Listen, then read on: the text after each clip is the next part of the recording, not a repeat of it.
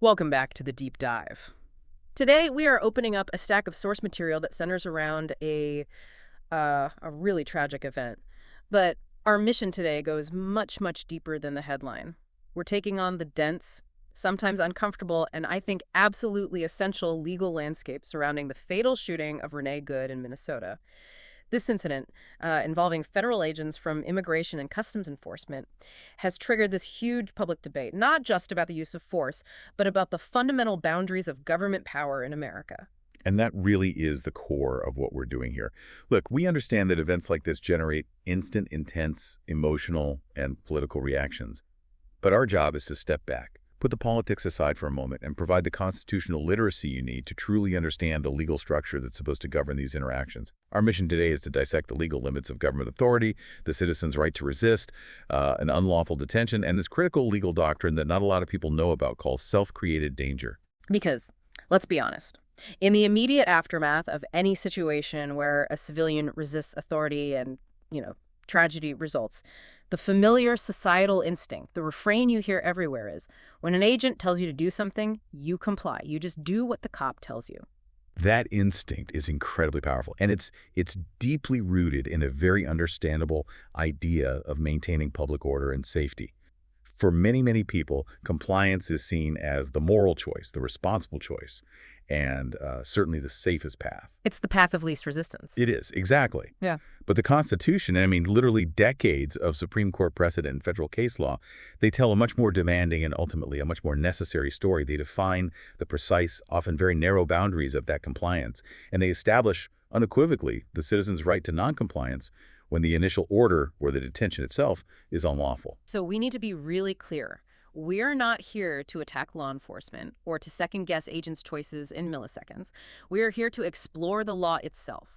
What authority actually exists, what legal authority is lacking in this specific scenario. And crucially, what happens when those constitutional boundaries are crossed, resulting in an unlawful seizure and ultimately a death. This is constitutional defense in practice, and you really need to know these principles, whether you're, preparing for a meeting or just trying to navigate a complex, polarized world. To really begin this legal analysis, we have to start where the government action started. That means defining the jurisdiction and the mandate of the agents who are involved. And the first, most crucial point is understanding that Immigration and Customs Enforcement, ICE, is fundamentally not general police. Right, and this is a distinction that gets lost so often, especially when people just see a badge and a uniform. They assume this broad police power. So what does it mean legally that ICE is not general police? Well, it means their authority is specific, it's narrow, and it's primarily civil. They are empowered by Congress to enforce federal laws related to immigration, entry, and removal. They are not traffic cops, they're not state troopers, and they are not local sheriff's deputies authorized to enforce the vast majority of state or municipal laws like traffic codes or minor property crimes. Okay, let's unpack that civil distinction for a moment. If their mandate is primarily civil, how does that translate to their powers on the street compared to, say, my local city police department? Think of it like this. A local police officer operates under the full scope of the state's criminal and traffic codes. If they see you run a stop sign, they have immediate lawful jurisdiction to stop and detain you. It's clear. An ICE agent is functionally more like an IRS agent or maybe a PSA officer. They operate within a very narrow, federally defined administrative or enforcement lane. Okay. The IRS can audit you for taxes. They can't pull you over for speeding. It's the same principle. ICE can enforce immigration law. They generally cannot enforce local traffic infractions. That immediately highlights the initial overreach here. So what are the specific limitations? What exactly are ICE officers not empowered to do in a situation like this one? Well, there are three critical limitations we really need to highlight, and they stem from their limited jurisdiction and, of course, the Fourth Amendment. First, they are absolutely not empowered to conduct traffic stops for non-immigration reasons. If you have a broken taillight, that is a state or local matter. They cannot use state traffic violations as a pretext to initiate an immigration investigation. Just outside their lane. Completely outside their lane. And critically, if they do that, the resulting detention is subject to legal challenge because the foundational authority, the very reason for the stop, is absent. That seems like a massive constraint, especially when you think about how often police interactions start with a simple traffic violation. It is, and it's intentional. It's Yep. part of our federalist system. The federal government's authority is constrained by the 10th Amendment and other principles. Mm. Second, and this is key, they cannot detain U.S. citizens without probable cause of an actual immigration violation. Not just any crime. No, not suspicion of the state crime, like reckless driving or disturbing the peace. It must be an immigration crime or violation. So if they encounter a U.S. citizen, their authority is even more sharply curtailed, unless that citizen is actively violating a federal immigration statute, which is extremely rare. Okay, so for a U.S. citizen, the bar for IC to lawfully detain them in a roadside encounter is almost impossibly high. Precisely. And third, and this is critical to the physical confrontation that happened here, Mm. they are severely restricted from forced entry. They cannot force entry into a vehicle without a warrant or explicit consent from the person inside or an actual immediate emergency. And that means a threat to life, serious bodily harm, or the imminent destruction of evidence of a federal crime. And without one of those, Without one of those elements, trying to physically open a car door is a fundamental violation of the Fourth Amendment. so let's apply these limitations directly to Renee Good's situation. Yeah. The reporting suggests her car was either stuck in the snow or blocking part of a road, a classic everyday civilian inconvenience. Right. And if that's the context, and we have no information suggesting an active immigration violation was observed by the agents, then we have an immediate jurisdictional crisis. A car stuck in the snow, blocking traffic. It's not an immigration issue. It's not an immigration violation. It is not a federal crime that falls within the established statutory boundaries of ICE jurisdiction. By attempting to intervene in a routine, non-immigration-related vehicle incident, the agents stepped outside their legal lane from the very first moment. Wait, I have to challenge this point because I know what the counter-argument is going to be. Okay. If the car is stuck, if it's blocking the road and causing a public safety hazard, wouldn't an agent, or really any officer, regardless of their specific jurisdiction, have some form of inherent authority to intervene for public safety? That's an excellent and necessary question because public safety is always a concern. But legally, that authority almost universally defaults to the local general jurisdiction police, the state troopers, the municipal officers who are trained and deputized to enforce those specific safety laws. An ICE agent is often constrained by policy and law from acting as a general peace officer, unless there is a clear imminent threat to their own safety or an ongoing federal crime. So for a car stuck in snow, For a car stuck in snow, the appropriate action legally is to call the local police who do have the proper jurisdiction. Or they could use their federal authority to investigate if they had a reason to believe the driver was smuggling contraband, which is a federal crime. But they can't conduct a traffic stop for a local, non-moving violation. so even if the intent was good, to clear the road, the legal mechanism they chose to use was wrong because they lacked the proper legal authority to initiate a seizure under those circumstances. Exactly. The action might have been well-intentioned, but it was legally flawed because the agents asserted authority they did not possess under the Constitution. And that foundational illegality, that brings us to the most legally significant point of this whole segment, the attempt at physical intervention. The moment they tried to open her door. Yes. Under the Fourth Amendment, which protects you against unreasonable search and seizure, that physical act, the attempt to open her door and gain entry, or even just physically holding the door shut or blocking its path, that is legally considered a detention. It's a seizure of her person. Why? Because her movement was restricted. Yes, her liberty was constrained by a governmental agent's action. The interaction crossed the line from a consensual encounter, which you could just walk away from, into a seizure, which legally requires a constitutional basis. That is the perfect way to phrase it. A consensual encounter is when an agent walks up and asks, "Hey, is everything okay?" And the citizen is free to say, "I'm fine," and just drive away. Right. A seizure happens the moment a reasonable person would not feel free to leave. When the agents attempted physical force against the car door, they were, in the eyes of the law, initiating a non-consensual seizure of Renee Good. And since we've already established that there was no lawful basis for that action, no observed immigration violation, no warrant, no consent, no imminent emergency within their specific, narrow mandate, what is the legal definition of that seizure? It was inherently unconstitutional. From its inception, the agents were acting outside their lawful authority. So this is the crucial takeaway from this first part. This is it. The foundation of the entire interaction was illegally established. And that illegal premise, it taints the entire ensuing sequence of events, regardless of how the citizen reacts.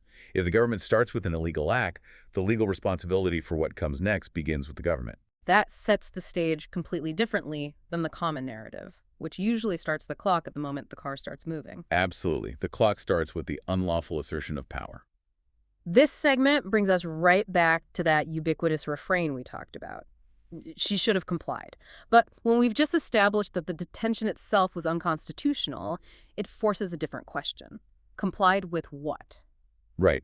We have to separate that deeply ingrained societal instinct for compliance and order from the constitutional mandate for liberty and the rule of law. If the seizure was unlawful, then the demand for compliance was. Well, it was a demand to submit to an unconstitutional act. So, legally, what is a citizen's right in the face of an unlawful seizure? Do you have a duty to just stay put and argue the point later in court? Is that how it works? No. That is the fundamental protection of the Fourth Amendment. The Supreme Court have been crystal clear on this for decades.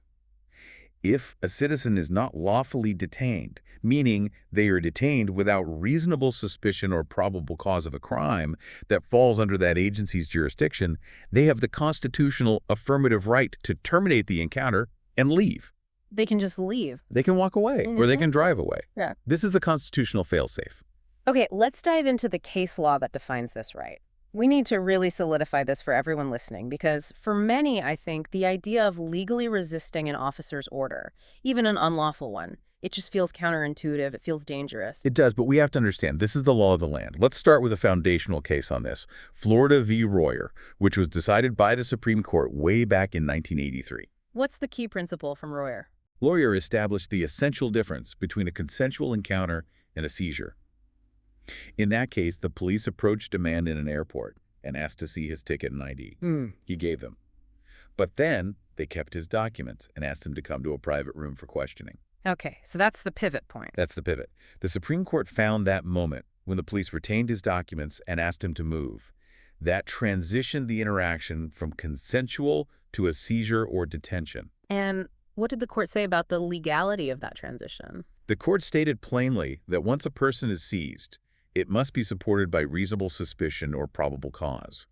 But critically, the court emphasized that if the initial approach, the investigation or the detention lacks a lawful basis, if they had no reason to seize him in the first place, the person who was approached is, by right, free to ignore the police and walk away. Wow. The police cannot detain you merely on a hunch or for questioning without the required legal predicate. So, translating that to this case, Renee Good legally had the right to refuse the request to stop or open her door because the agents did not have reasonable suspicion of an immigration crime. She had the right to assert her liberty.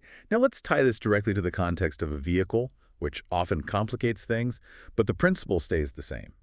We could look at a more recent case, Brendlin v. California from 2007. Right. This one was specifically about stops on the road. Yes. Brendlin clarified that a traffic stop constitutes a seizure of all occupants in the car, not just the driver, but the passengers too. But the crucial implication for our discussion is this. The validity of the seizure depends entirely on the validity of the stop itself. So if the stop is bad? If the stop is unlawful, say the officer stops the car for a reason that is later deemed unconstitutional or outside their jurisdiction, then the person is unlawfully seized. The government is the party responsible for initiating that illegal action. This is where I want to pause and challenge the common rebuttal. I can hear it now. If Renee Good was actively maneuvering her vehicle to leave, especially when agents were giving orders, wouldn't the prosecution or the agents themselves argue that her actions constituted fleeing or resisting a lawful command, which is a separate, chargeable crime? That is the pivotal distinction, and this is where constitutional literacy is so vital. If the underlying order to stop or detain is lawful, then yes, fleeing or resisting is indeed a separate crime. However, and this is a huge, however, if the underlying order or detention is unlawful, then the act of driving away is not legally defined as fleeing from justice. It is legally defined as the exercise of a constitutional right to be free from unlawful seizure. So we have two completely different legal narratives for the exact same action. In the media, it looks like fleeing. Right. But in the eyes of the Constitution, it could be retreating from an unconstitutional seizure. And the courts have to determine which is which. If ICE had no lawful basis to detain her, which we established in segment 1, then her maneuver to drive away was legally privileged. The government cannot create an unlawful situation and then compound that violation by arresting or shooting the citizen for trying to exercise their right to escape that unlawful situation. So the law actually protects that act of leaving. The law views the government's escalating response in that scenario as an attack on a fundamental liberty, not as a necessary response to chaos. So if the government initiates an unlawful seizure, the constitutional responsibility for whatever happens next for the escalation lies entirely with the government. The citizen has no legal duty to comply with an illegal order. That is the weight of precedent. It shifts the entire focus away from judging the citizen's fear or their behavior in the moment to judging the government's authority. This is where that simple feel-good narrative of just comply completely breaks down under the weight of constitutional law. It changes everything. It means that the legal system is designed to protect the citizen not just from crime, but from the overreach of the state itself. Exactly. And that protection is strongest in the moments when the state is operating outside of its defined lane. Before we move on, we have to address the listeners who might still be wrestling with the implications of this. We know many of you listening prioritize order, security, and stability. You consider yourselves constitutional defenders, but the idea that a citizen can legally drive away from a federal agent in a tense situation, it just feels instinctively wrong. It feels destabilizing. We're inviting you into a conversation that is focused purely on constitutional process and the rule of law. And if you truly value the Constitution, you must accept that the Founding Fathers designed this system specifically to prioritize the rule of law over the rule of force. The fundamental premise of the American legal system is that government action must be justified by law, not merely by the presence of a badge or a uniform. Let's just state this plainly. The Constitution does not require obedience to unlawful authority. The very purpose of the Bill of Rights was to protect the citizen from the state's potential for overreach. That is the essential insight of the founding documents. The founders, they had lived under a monarchical system where authority was asserted through raw power and prerogative, demanding blind obedience. They established these severe limits, the Fourth Amendment, the due process clauses, specifically to prevent the new American government from relying on that kind of blind obedience.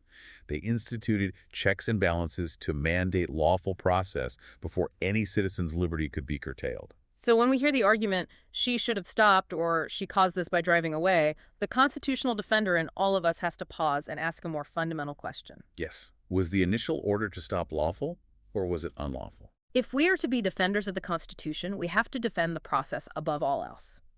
If that process was broken at step one, the unlawful seizure initiated by agents operating outside their jurisdiction, then every subsequent demand for compliance is also built on that unconstitutional foundation. And what happens if we allow compliance to unlawful orders simply for the sake of immediate order? What's the danger there? We erode liberty through incremental steps. Think of it like this.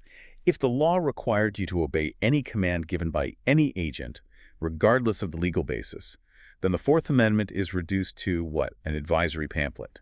It's meaningless. It's a suggestion. It's a suggestion. It means that the constitutional guarantee that you are free from unreasonable seizure can be violated simply because an agent asserts their will and the citizen has no recourse but to surrender. The founders fought a revolution to prevent exactly that. Let's detail the specific constitutional violations we've identified so far in this situation, just to lay out the full scope of the overreach. Okay, we've established a pretty clear sequence of constitutional breaches, all against the Fourth Amendment. 1. The unlawful detention itself. It was initiated without probable cause of a federal crime or an immigration violation because the agents stepped outside their specific narrow jurisdiction. Yeah. It's a clear violation of the seizure mandate. 2. The attempted forced entry into the vehicle without a warrant, consent, or emergency jurisdiction. A vehicle is considered an extension of the home for many privacy purposes, and that kind of physical intrusion is highly protected. Okay, what's 3? 3. Physically blocking her movement. When the agents lacked the established legal grounds to hold her, they denied the citizen the exercise of her constitutional right to retreat. And 4. 4. Escalating a situation that the agency had no legal right to initiate in the first place, which put the onus of violence onto a situation that should never have begun. And if the Constitution means anything, it means these limits are mandatory. They are not optional suggestions. Exactly. And that is why defending the Constitution means challenging unlawful overreach, regardless of the agency involved or the uniform they wear. The Fourth Amendment isn't suspended just because a federal agency believes it's acting in the interest of general public safety outside of its mandated role. I often hear a counterpoint that goes something like this. But if citizens start driving away from federal agents, it creates anarchy. It puts everyone at risk. Shouldn't the need for stability supersede the legal nuance in the moment? That argument, I think, fundamentally misunderstands where stability comes from in a constitutional republic. Stability is derived from the integrity of the process, from the knowledge that the government must obey its own rules. If the government starts violating the rules for expediency or convenience, that's when the structure of authority crumbles. The law is designed to prevent these situations from escalating in the first place, by demanding that agents stay in their lane and establish probable cause before they initiate a seizure. So the courts have a clear view on this. The courts are very consistent on this. When the government initiates an unlawful detention, or, as we're about to discuss, actively creates the danger that leads to the need for force, the legal responsibility for the tragic outcome lies with the government, not the citizen who was attempting to assert their right to liberty. So insisting that the government adheres strictly to its defined limited powers isn't some radical anti-authority rhetoric. No, not at all. It is the purest form of pro-Constitution defense. It insists that the rule of law applies equally to the state and the citizen. So if you claim to believe in limited government and the checks and balances the founders established, then you must believe that the limits designed to prevent tragedies like this, the constraints on federal power, must be defended. Even when defending them feels complicated or politically uncomfortable. Let's shift gears entirely for a minute, because this story isn't just unfolding in a legal context. It's unfolding in a highly polarized tribal political climate. We have to acknowledge that tragedies like this instantly become ideological battlefields, and disagreements about constitutional law, they just devolve into loyalty tests. That context is vital. I mean, when we observe the public reaction, people, often good people, immediately defending the agency's actions or excusing the victim's death by defaulting to "she should have stopped." They're not necessarily heartless or ignorant of the law.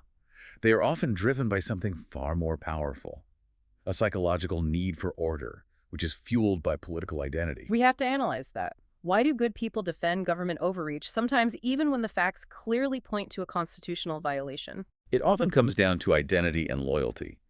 The issue is that politics has increasingly become tribal.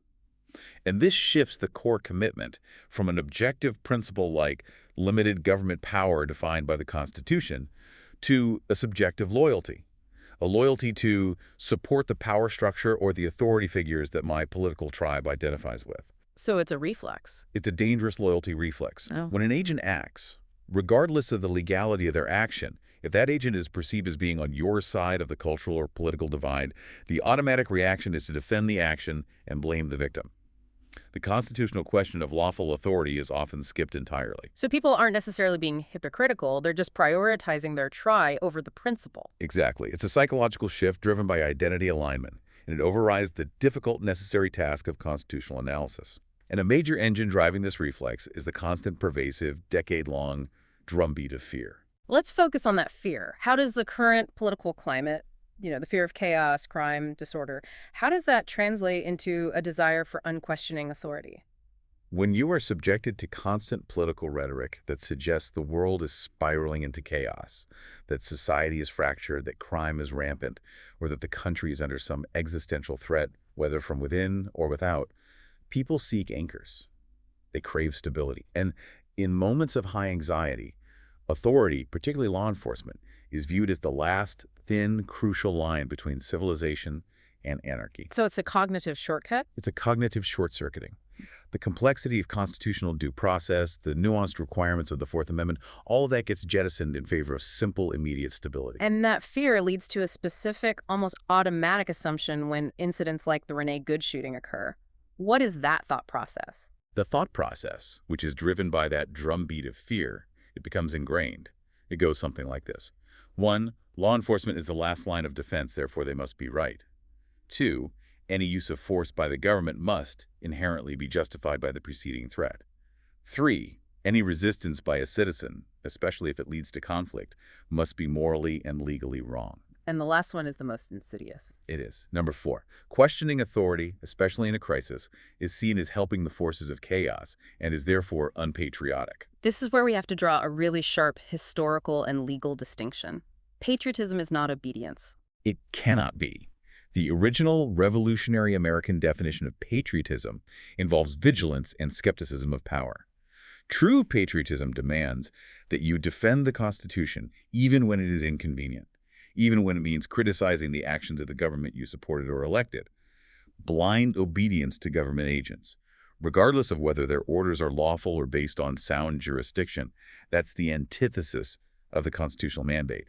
It is the definition of loyalty to the state, not loyalty to the founding documents. So the psychological cost of this tribal shift is massive. We've replaced the necessity of constitutional literacy, the ability to assess lawful authority, with a simple, emotional, tribal loyalty. We've replaced core principles with political reflexes. And we must remember, the Constitution was not written for moments of supreme comfort and calm. It was written for moments of fear and uncertainty. It was written specifically for when the government, tempted by expediency or perceived threats, is tempted to overstep its bounds in the name of security or order. If we only defend constitutional rights when they are convenient, or only when the government acts against an opposing party, then the rights aren't being defended at all. They just become political tools. This analysis of tribalism and fear is crucial because it allows us to extend maybe an olive branch to those who instinctively defended the agency's action. Yes. The path forward is rooted in humility and a willingness to step back from the tribal loyalty test. We have to encourage reflection. Constitutional limits are sacred not because they restrict law enforcement, but because they define the legitimate boundary of a free society. Questioning government power and demanding lawful authority is one of the most fundamentally American, most patriotic actions a citizen can take. We must judge actions by the law, by the constitutional process, not by the uniforms involved or the political party that supports them. That's the challenge, isn't it? Can we prioritize the document over the desire for instant order? That is the essential requirement of citizenship in a constitutional republic. Now we move to the final, and perhaps the most technically powerful legal doctrine in this analysis. It's the duty not to create the danger, often referred to in legal terms as self-created jeopardy. This is the doctrine that most listeners, even those who are well-informed, may not know exists. But it fundamentally shapes how courts view the use of force. This is a critical legal principle, and it places significant constraints on an officer's ability to use deadly force.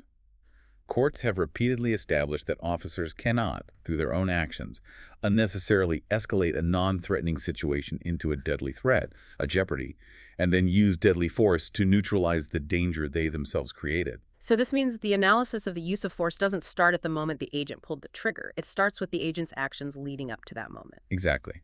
The focus is on culpability and causation. The law asks, did the officer's own conduct violate the Fourth Amendment and unnecessarily precipitate the need to use deadly force? If the answer is yes, then the officer may be held liable, even if their life was in danger at the precise moment the trigger was pulled. Okay, let's provide the explicit legal details on this liability. Let's walk through the foundational case law that establishes this doctrine. We need to translate the case name into the core principle for the listener. Let's start with a Tenth Circuit case, Allen v. Muskogee from 1997. The central finding here was that the actions of the police immediately preceding the shooting must be considered.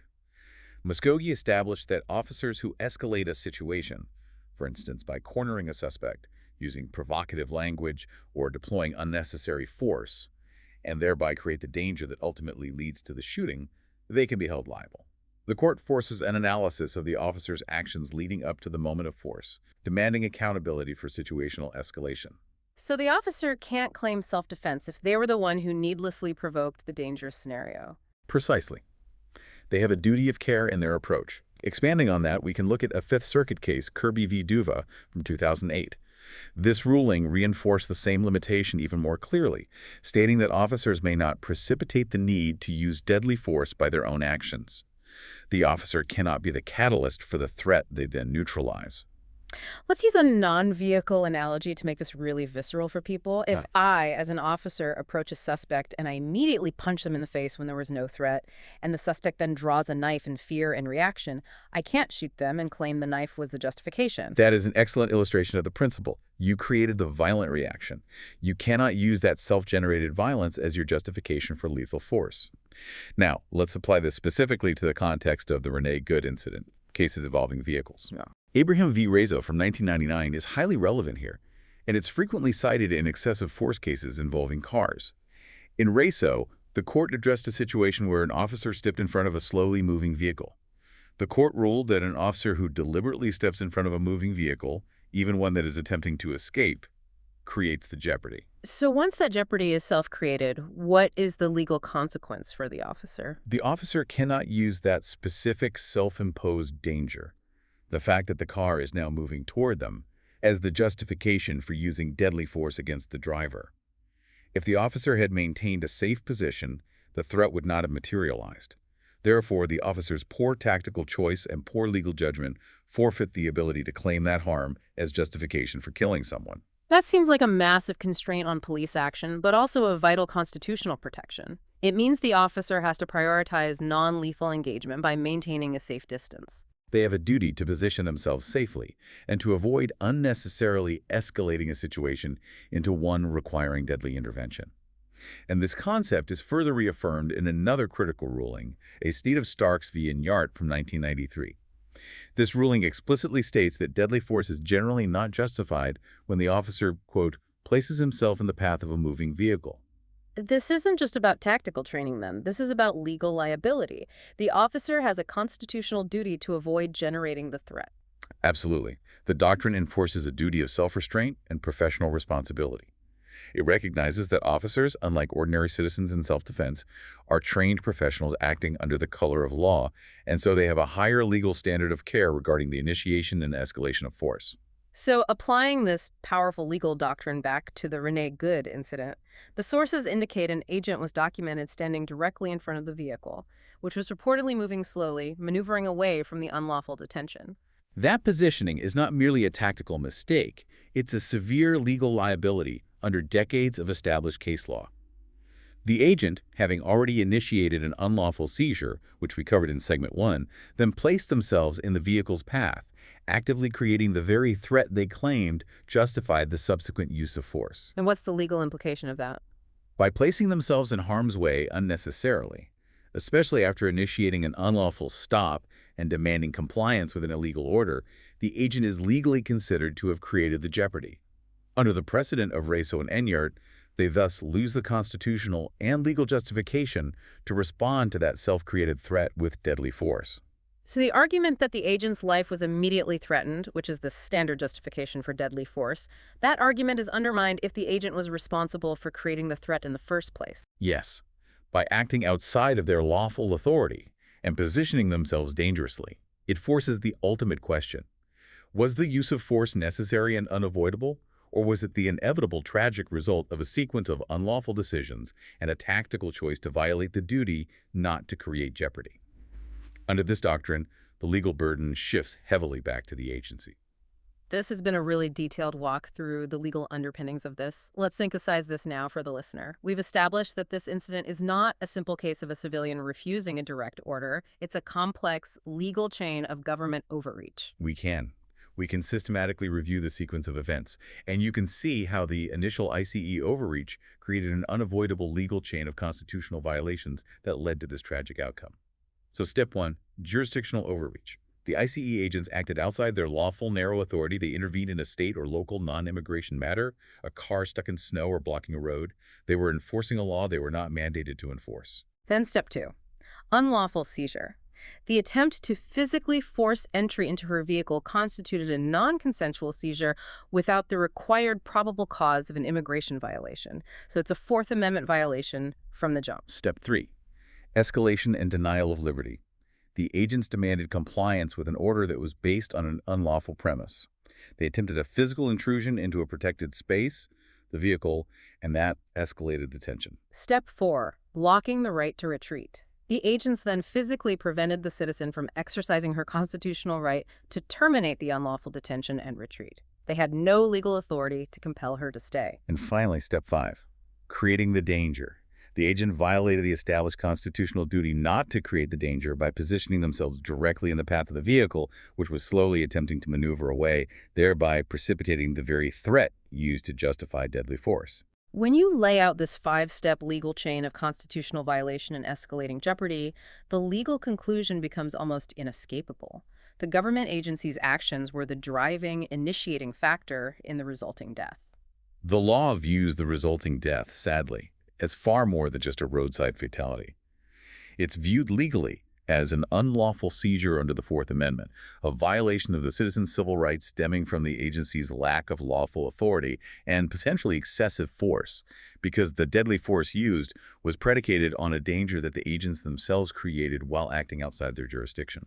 And this isn't fueled by political ideology or an emotional response. This is constitutional doctrine built on decades of precedent, designed specifically to constrain government power and protect individual liberty. We have to drive home this final distinction. There is a vast, crucial difference between raw power and lawful authority. The agents certainly had the physical power to assert their will, to block the car, and to use lethal force. But based on the circumstances reported and the case law, they entirely lacked the lawful authority, the legal mandate, to initiate the detention or create the fatal scenario in the first place. And because that lawful authority was missing from the very beginning, the legal and constitutional responsibility for the outcome falls squarely on the agency that stepped outside the boundaries of the law, not on the civilian who is attempting to exercise her constitutional right to be free from unlawful government seizure. That is the essential insight we want you to take away. The rule of law applies to everyone, but it applies most strictly to the government when it seeks to limit the liberty of the governed. That is our deep dive for today. This moment in our national conversation, it demands a more honest discussion, one that recognizes that the Constitution requires lawful authority, defined jurisdiction, and strict procedural adherence, not blind, automatic obedience, simply because an order is given by a figure of authority. Constitutional limits are not bureaucratic red tape. They are essential protections, designed precisely to shield citizens from the government itself, ensuring that even in moments of perceived chaos or minor inconvenience, the state must adhere to the fundamental rule of law. That rule of law is the foundation of our stability, far more so than instant, unquestioning compliance. We will keep following this story as it develops, and we'll continue to bring you the context, the law, and the nuance that headlines often leave out. But before we go, we want to leave you with one final, provocative thought to consider, one that builds on that duty not to create the danger. Think about the implications of the duty not to create the danger doctrine. It requires every agent, and by extension, every layer of government, to engage in serious self-reflection, tactical risk assessment, and humility before initiating force. It demands that they recognize that when the state acts unlawfully, the ultimate burden of responsibility for the outcome rests with the state. That kind of reflection, that uncomfortable scrutiny required to uphold the Constitution, holding the government to its own high legal standard, is absolutely essential for our national unity and for rebuilding the trust that allows lawful authority to operate effectively. Because if the constitutional system can only function when the citizen must obey and never question, then the system is already fundamentally broken. We appreciate you joining us for this crucial discussion. See you next time on The Deep Dive.